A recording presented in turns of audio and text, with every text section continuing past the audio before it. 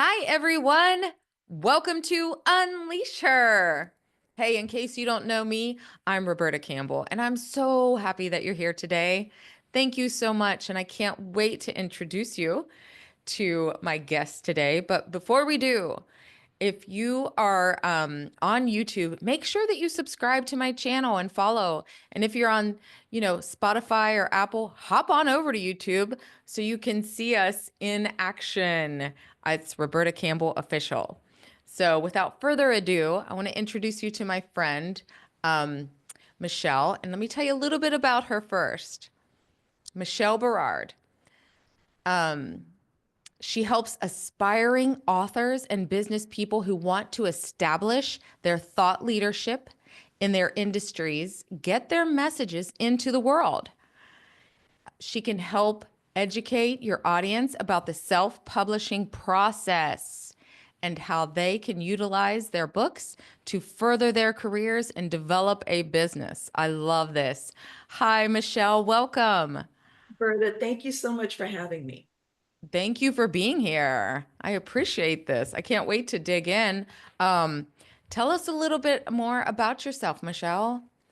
Well, like if anybody were to go and like look at my website or go, well, maybe not on my website, but on any of my social media, they would see probably something like mom, writer, and NCIS fan. I have a weakness for police procedural. But Oh. yeah, I don't know why. I love police procedurals, but there's a little bit more going on there than just that. Well, you have to tell us all about this. Well, I mean, just I put mom first because for so many years I was raising kids.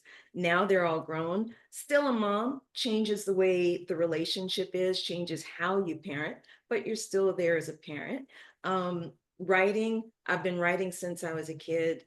I consider myself to be a writer, although I've been doing more editing and marketing and things like that in recent years. And like I said, I love police procedurals. I put NCIS because that was my favorite with Mark Harmon, of course. But any police procedural, I will sit down and watch with you. Oh my goodness. I love that.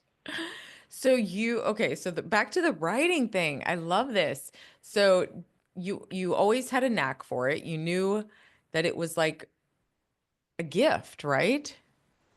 I think you don't know that it's a gift until you really spend some time reflecting on that.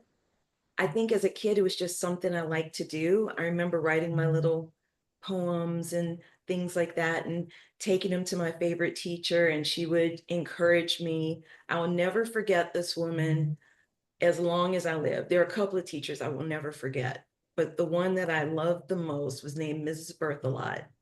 And she had this wig that she would wear that looked kind of almost like a black dome. And she was outrageous. Her personality was big, and she was so encouraging to me in everything that I did. And I really, she's just one of those people that stuck with me. Oh, I love that. I think we all have somebody that in our childhood that we can look back and say, "Yes, I remember that teacher, who believed in me." We need someone to believe in us. Yes. And Yeah. she believed it in me.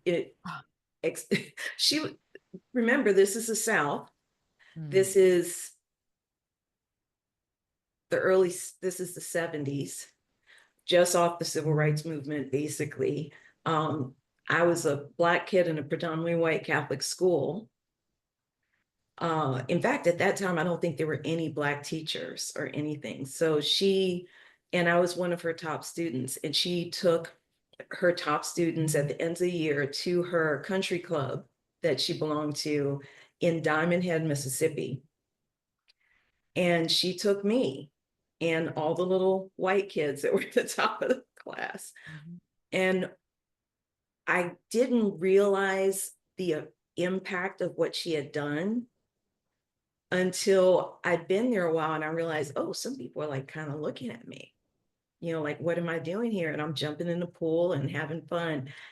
And I can look back years later and say, she did something revolutionary. She did something, she really she gave me the sense that I could be anywhere and I had the right to be there. Oh, wow. That's awesome. What a beautiful testimony. Oh my gosh.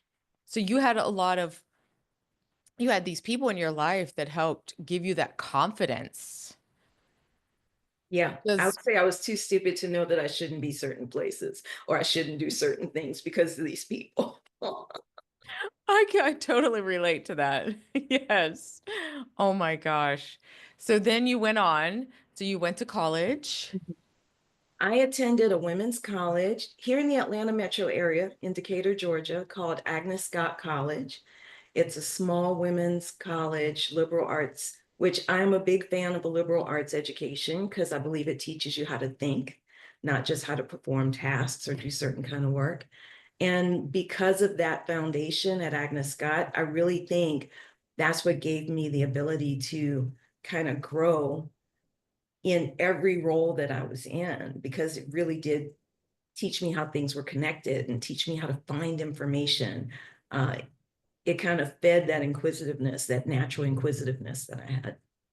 Wow. So what did you do after college? After college, I got married and had some kids, and I worked a lot of different jobs, but I think that's because I tend to have an entrepreneurial spirit. So and I love working for small companies. I loved working for small companies, but I would tend to grow a role around me. So, for example, my first job out of college was with a company that I think it exists, but not in the way that it did when I was there. It was called Vantage Personnel, and it was a small woman-owned business. Marianne Wilkerson, the most amazing woman I'd ever met at that point in my life, started this company. She was a federal contractor and she helped federal employees who were leaving their jobs for whatever reason find new employment. They may be being downsized, which is what happened under Reagan and things like that. But she helped former military as they were leaving the military. She would help them find new jobs. And so while I'm working with her, I got in as an administrative assistant, learned a lot of things from her. And I was able to bring my natural inquisitiveness to the fore and move them off of WordPerfect. Back in the day, you used to have to put the code in to make text bold, kind of like HTML now. I had a markdown language, moved them from that to Windows, migrated them to using a WYSIWYG environment, which all of them were terrified of, like, what is this? And really got their computers networked and all these things I got to do because it was a small company. I could grow it. I could grow myself in those roles. Okay. I just, with not growing up myself with computers and everything, sometimes technology could feel a little overwhelming. It can, but I always think that if you're willing to just ask the question, how can I do this? And really that's the key to anything in life. How can I do this? How it can't be that hard, right? Yeah, and especially with YouTube, I say YouTube University, you go out there and you can learn a lot. Yeah. Um, and it takes a while, and I've done some things, and but now you're in the self-publishing Oh, business, yes? yeah. I have done so many things. And at the time that I start, there's kind of a backstory to how I got here. Okay. And I don't want to take a lot of your time, but it would make more sense. People will probably Okay. understand better. Go for it. In 2012, I started a company called Urban Book Editor. And I started it because I was a volunteer book reviewer for a website called the Urban Booksource. And they would send me books, 3 to 5 books a month, and I would read the books and write my reviews. And I found myself at the end of each review saying, edit, edit, edit. And one day I'm like, Michelle, you sound like a nut. Stop being part of the problem by complaining. Maybe people aren't editing their books at the level that you think they should because they don't have a viable service. And so I started Ooh. the company. Ooh, that is so good. That's Yeah. impressive. Well, I mean, isn't that how most things start, right? You see a need, whether it's your need or someone else's. Almost everything that's been invented is because someone saw a need. I need to make this easier. I need to make this better. Yeah. Why does this work this way? And so that's how things get started. My gosh. So walk us through, okay. Um, what are the steps to publish a book? And how long does it typically take? Okay, so the first step, of course, is to write a book. And how long that takes can really vary. I mean, there is one program that I've gone through myself where you can finish a book in 30 days. If you're assertive, if you're ready and able to sit down and work on it a little bit every day, you can get your first draft in 30 days. Some people will say you can do it even shorter than that. It depends on the purpose of the book, depends on how long you want the book to be, what the topic is, who your audience is, right? Yeah. That's usually the longest part from my perspective, because most people that I have worked on their books in most cases for months, sometimes for years.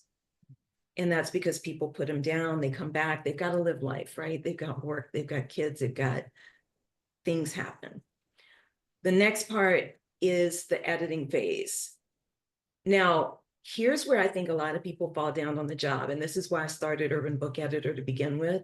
Now I'm under Michele Berard LLC. That's because we do more than just editing now. But the editing phase is really important. A lot of people rely on friends and family to read the book and give them feedback. And that's great. However, remember that your family loves you. And even if it's not good, they're going to probably say, this part is great. Yeah, this is perfectly clear. You're telling a wonderful, wonderful story. And your story may be wonderful, but you may need outside eyes to look at it. Someone more objective, not because the story's not good, but maybe it needs to be shored up in certain places. Maybe there are plot holes that you're missing. Even if it's your memoir, there may be things that you assume people will understand. It's just like when I teach software. If I was a software trainer for a number of years. One of the things when I would do documentation is I had to try every single step and document every single step. And the reason is there are things that I know as a software trainer about that software that someone coming in brand new wouldn't know. And because I already know it, I could easily just kind of, oh, go here, here, here, here, here, and skip over that step, and that person doesn't understand. The same thing can happen in your memoir. Yes. Yeah, because I had an idea for a book Mm-hmm. and but I had no idea how to put it together. I Yeah, needed that. And there were a lot of editors on the team that I worked with. And it was a lot. I mean, it's such an exciting process to see that all come together. yeah. But it's also challenging, isn't it? They asked you questions that you didn't think about, didn't they? Yes. And they brought up so many things and so many great ideas I would have never thought of. And I've always been a reader. I didn't consider myself a writer. Well, and most people don't consider themselves writers. And if you haven't been thinking from that perspective, Mm. it's intimidating. That's where your team comes in. So like you said, you had a team of editors essentially. Having the editor, what you're really doing in the publishing process ideally is pulling together a team. So you write, you have your editor, ideally a developmental editor who can work with you on making the story as good as possible. And then, of course, you need to go into the copy editing after that. Then you need a layout designer. So that's someone who does the interior of the book. You need a cover designer. Now, because I mostly do marketing now, I am of the opinion that as soon as you get into editing, you should start working on your cover. And the reason is most of us don't have huge audiences. And as soon as you've got a cover, you've got something you can start marketing. You can start promoting on social media. You can start talking about your book and give people an opportunity to kind of get into your message and see what you're offering. So once you get that cover, and there are things you can do with the marketing of the cover, using the cover in your marketing. So I had one author I worked with, excuse me, one author I worked with, we did a little drawing for an Amazon gift card. And we had people vote. We had 3 versions of the book cover. And they voted to get into the drawing. That helped her grow her online audience. She also saw which cover appealed to the most readers. And she got to have fun. She got her grandson involved. And you can put whole campaigns around some of those elements like your cover. So as a marketer, I'm going to say some of these things, they don't go one after the other. They kind of run parallel tracks, right? But you need your cover designer. You need to get an ISBN number. You need to decide if you're going to self-publish or if you're going to work with a publisher. If you're going to work with a publisher, what kind of publisher you're going to work with. If you're going to go the traditional route, you're going to probably need an agent, and that process can take much longer. Why? Because they're getting so many books. And I'm a big fan of technology.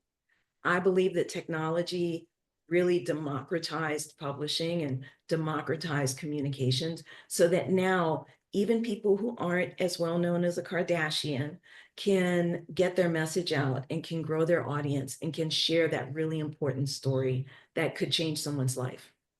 Yeah, absolutely. I feel like it's open to anything now. Yeah. Well, it's open to anything, but what's really fascinating is it still ends up being where everybody's got room to be there, because someone who's drawn to me may not be drawn to you and vice versa, right? So we can each share our messages, and we're all, I think, saying mostly the same thing. Everybody wants to be happy. Everybody wants to be healthy. Everybody wants to live a good life and have good lives for their families. We all want the same things. But the way I say it might be a little different from the way that you say it. And the way that you say it appeals to some people. The way that I say it appeals to other people. So there's room for all of us. It's a big tent. Yeah. Yeah, absolutely. Um, that's so good. I mean, technology, let's talk about AI for a minute. Yeah.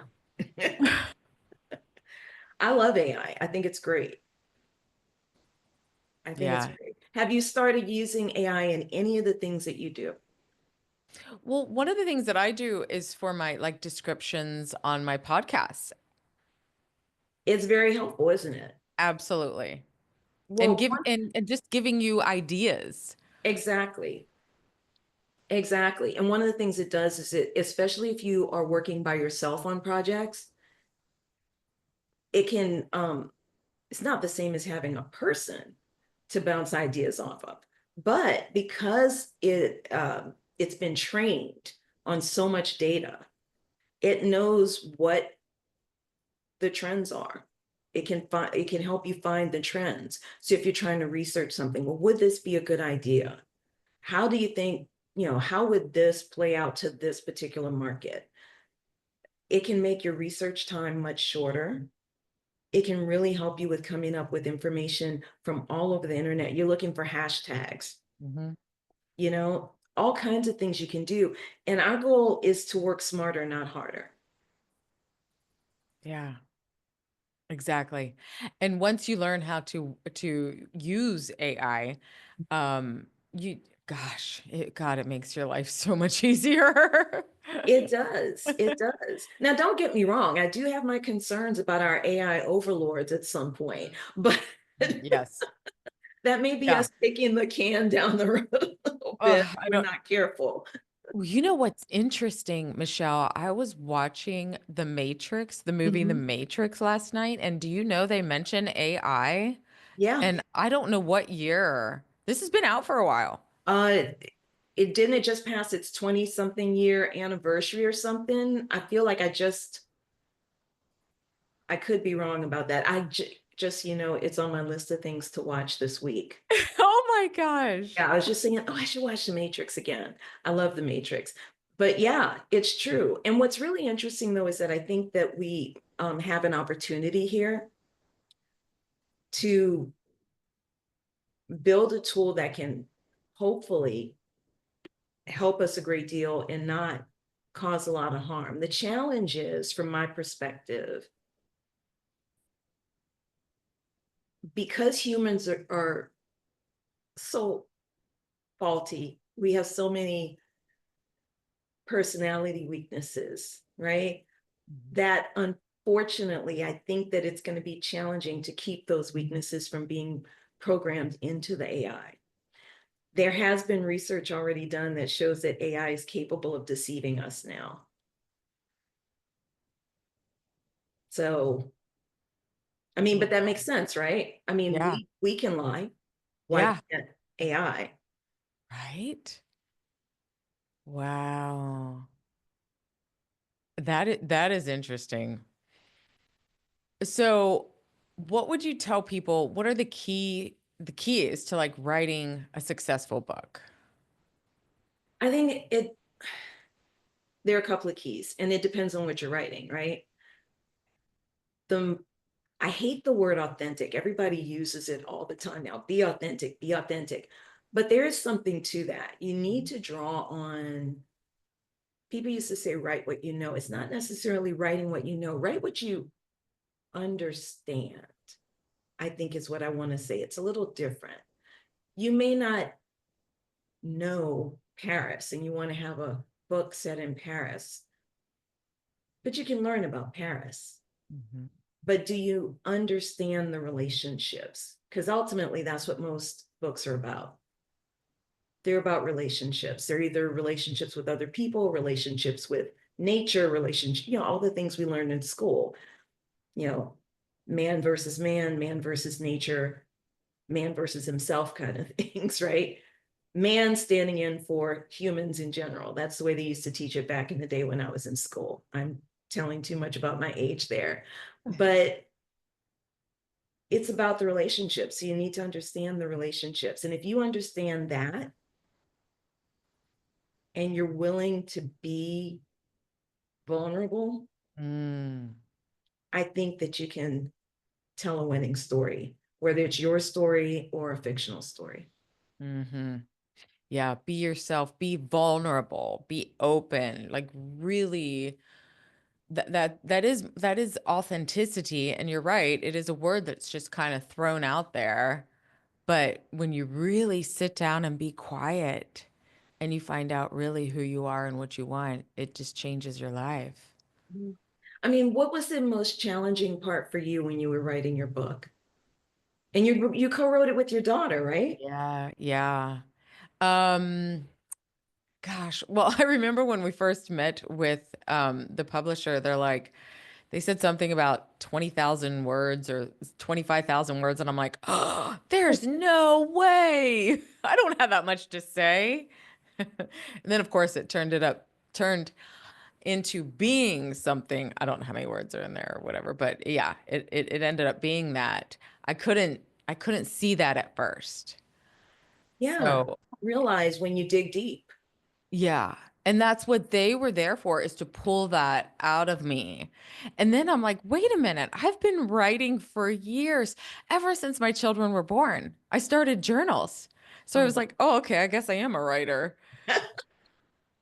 So we went back to that and brought that into the book. So that's something I'd been holding on for 20 some years.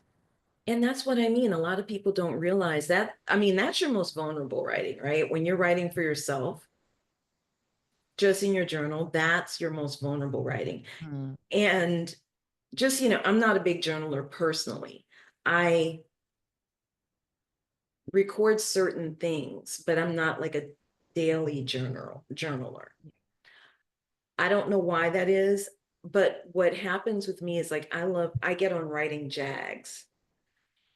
So, for example, April is Poem a Day month. They do a Poem a Day challenge usually at Writer's Digest. Generally, if I wasn't in the middle of moving, I would be participating in that. And I write a poem every single day for 30 days as part of that challenge. That's the kind of thing that I like to do. I like to do, like I'm going to do this for X number of days, and that's what I'll work on. So Why everybody's got their own way. why do poems seem so impossible to me? Like I'm like I just how I don't think I've ever written a poem. I bet you have and you don't realize it. No, it's Yeah. so funny. So I think poems feel intimidating because we read, Shelley and all those kinds of folks when we're in school. And my favorite poet was Edgar Allan Poe. I loved Edgar Allan Poe. He was my absolute favorite. I love slightly dark Mhm. poetry, but it feels so heavy and deep and intimidating. But we don't even realize that we're writing poetry half the time when we're writing within whatever journaling or whatever we're doing. And I didn't realize that everybody's got a different style of writing poetry. One of my daughters writes what I would call long form poetry that's more like a short story. And at first glance, it wouldn't look like a poem. Okay. So it just Yeah. depends. Everybody's got their own style. Yeah. Yeah. It can look so many different ways. I gotcha. Okay. So, as moms, we Mm-hmm. know how it is to juggle so many things. So, what, advice would you offer to moms who want to start a business, but are like, there's no way, I'm too busy, I don't have any time, extra time. What advice would you give them? Busy people get more done than not busy people. That's the first thing I would say. The fact that you are busy is going to be your superpower. When my kids were little, I had three kids at three different schools at one point. And in the Atlanta area, that can mean a 2.5 hour commute in the afternoon. So I had to figure out how to structure my life a little differently. One of the things I did, and this is another reason I love police procedurals probably, was I would go Sunday morning and make groceries. And for those of y'all who aren't from New Orleans, that means we're going to buy the groceries. You say make groceries? Yeah, make groceries. Oh, okay. Yeah, that's just a little colloquialism. And some Oh. people are like, make groceries. What are you talking about? But I would make my groceries on Sunday morning. And then I would come home and I would cook all day Sunday while watching police procedurals or any Gene Hackman movie. I don't know why. Everything he's ever been in, I've enjoyed typically. So I would spend all day cooking, watching NCIS or Law and Order or something like that. And I would cook the main meal, if I were a pot roast or lasagna, whatever I'm doing. And then because we had those long commutes, I'd scoop everybody up, come home, decompress for about an hour because after, you know, a 8+ hour day of work and 2 hours driving, you need a little downtime. Then go down and fix everybody something to eat. The main portion of the meal is prepared. And then I could get dinner, get the kitchen cleaned up and be done. Make sure everybody's got their homework done, get everybody down for bed, or the littler ones, the bigger ones would stay up a little later. But they were on autopilot at a certain point, and then I could go upstairs and get back to work. And so I used to work on my business from basically, when the youngest went to bed to about midnight or 1 a.m. But it was very important to structure. The structure was important. I'm going to be honest with you, smartphones change life because you have everything you need right there in your hand. And I live and die by my calendar. And I've taught my children early on, if it's not on my calendar, it doesn't exist. So if they had something at school, okay, we got to get in the calendar. And that's how I kept everything organized. So the main thing is to realize It's not that you don't have time, it's that you really have to figure out what works for your time. Yeah. Yeah, absolutely. And prioritizing. Mhm. Like if someone says I don't have time, I'm like that's not true. Mhm. We all have the same amount of time. It's just not that important to you or you would be doing it. Now, you know what? I'm going to push back on that just a little bit because it's easy to say we all have the same amount of time.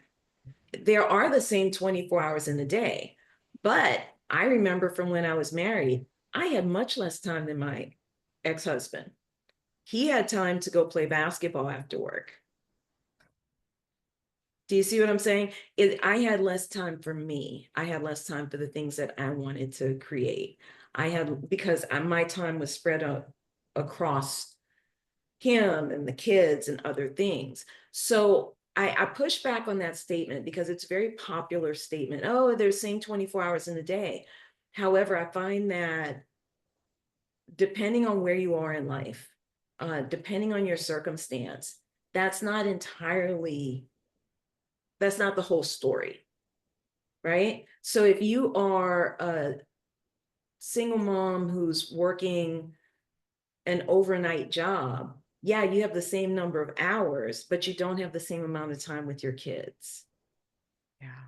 right? So that's why it's really important to understand what you need for your lifestyle.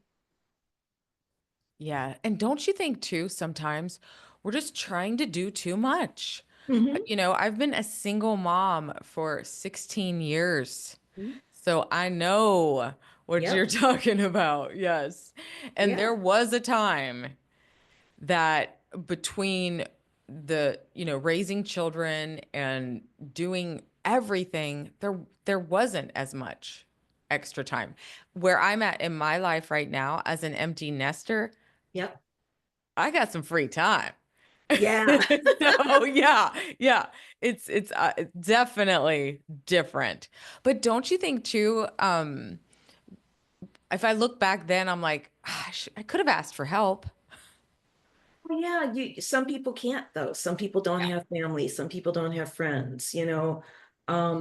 It's hard to make friends when you work, 10-hour days and then have where do you make friends as an adult person? The United States also is a different kind of country now. Like I grew up in New Orleans, right? I have friends who've essentially never left. They went as far as Baton Rouge for college and then went back home to New Orleans. That's very common. Family's still there. So they have oftentimes more family resources to help. When I was a kid, my parents had those family resources to help. But I did something that was unusual for people. And I'm an empty nester too. That's as far as I'm going to go with it. But when I was growing up, that was the thing to do. Maybe you leave and go to college, but you went back to New Orleans because there's no place like it. You can't live like that anywhere else. And so I did something really different when I left. I started my career in the DC area. I didn't I didn't go back to New Orleans after college. And so I was far away from family. My ex-husband, he was far from his family. They were down in Florida. So yeah, we had friends because we were young people, so we made friends. But once you start having kids and you're trying to climb that career ladder, it's harder to have that same kind of network. You know what I mean? To support you. And then you're relying on paid help. What if you don't make enough money for that paid help, right? So that's why it gets so challenging, I think, for people. yeah. See, I didn't experience that. Yeah, that's a different perspective that I didn't put myself into because I have been in the same county Yeah. basically all of my life. So I do have friends and family that I've known. And moving to a new city, you have to find people that you trust when, especially watching your children and everything. So definitely a different look on that thing. And so, well, where do you see yourself, or what would you like to see in the future? Where are you headed from here? Well, let's see. Personally, I'm working on a book. Actually, I have two books Right. that I'm working on. Um,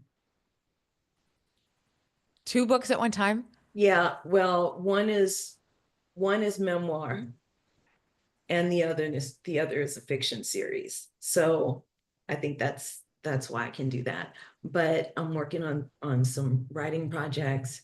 I want to grow the business. I want to serve more people. I really want to focus on working with women. Um, so because I started Urban Book Editor, I have a lot of the kind of urban gritty novels coming through. I've worked with a lot of other types of authors as well, lots of memoir, self-help, um, spiritual books even. But I really want to focus more on women now because I think as I become an elder, and every time I think about that, I kind of laugh like, really, Michele, an elder? But as I become an elder, I think that the things that I've learned, the hard-won lessons, the challenges I've experienced can benefit some of the younger women out there. And I think that there are other women like me who have stories that we should be sharing, things that we should be teaching to the younger generation that hopefully will help their lives be a little easier. Like I tell my children all the time, I want them to make new and exciting mistakes, not the same ones I did. Right. Right, exactly. Oh my gosh. Ugh. Well, you've done so much, and I appreciate you sharing everything with us today. I'm impressed. You're juggling a lot. Oh, not anymore. Okay. Grown kids, they're gone. Just me and a dog. Yeah. And now you can focus on you. Yeah, it is. It's Yeah. different being an empty nester, isn't it? Yeah. Yeah, it More is. time to meditate, more Uh-huh. time to just think. Yeah. You don't have to cook those big meals anymore. Oh, thank goodness. Sometimes you eat ice cream Ah, before dinner. yeah. Sometimes forget dinner. It's chips and salsa, you know. I love it. Exactly. Exactly. It changes your life in really interesting ways. And then for me, this is actually my first time living alone Oh, because I went from my mom's house to my dad's house to a college campus with roommates to being married, having kids. And then I lived with kids until very recently. So this is really the first time where I get to say, oh, this is what it's like to be in my house and nobody else be here and nobody's making a mess but me. And yeah. I can Yeah. decide to clean the dishes or not. And you know what Right. I mean? It's a Yes. very interesting experience becoming an empty nester. Yeah, it really is. So how can people get in touch with you, and how can you help them? Well, first of all, before we sign off, I want to thank you so much for having me on the show. It has been amazing. I've had so much fun chatting with you. And I really wanted to offer your audience something a little special. So I work with people, as you know, who are writing books. And one of the things I developed recently was a marketing plan blueprint course online, and I want them to be able to sign up for that for free, for the mini course for free. So I have a bit.ly link I want to share with you guys just for you all. And that's the best way for your audience to contact me is to sign up there. So it's bit.ly/MPB Unleashed. So that's for Marketing Plan Blueprint Unleashed, MPP Unleashed. So that's just for your audience. And I hope that they will consider joining me and just learning a little bit about that marketing process, especially for the women, because I think it's hard for us to talk about ourselves sometimes and to promote ourselves. That was one of the things that I found when I was working for other companies, much easier to promote what they were offering than it was for me to promote myself. And it took a lot to get to that point where I could promote myself. Yeah. And you're working, and you're a writer, an editor, a coach. And so you're here to guide and help others. Thank you for that. Well, thank you again for having me. But other ways to get in touch with me, you Yeah. can come to my website, michelleberard.com. That's Michelle with one L. And you can also find me on all the social medias as Urban Book Editor. Okay. Thank you. Thank you for sharing with that information with us, we will have that included in the description below your bio and everything so they can check it out.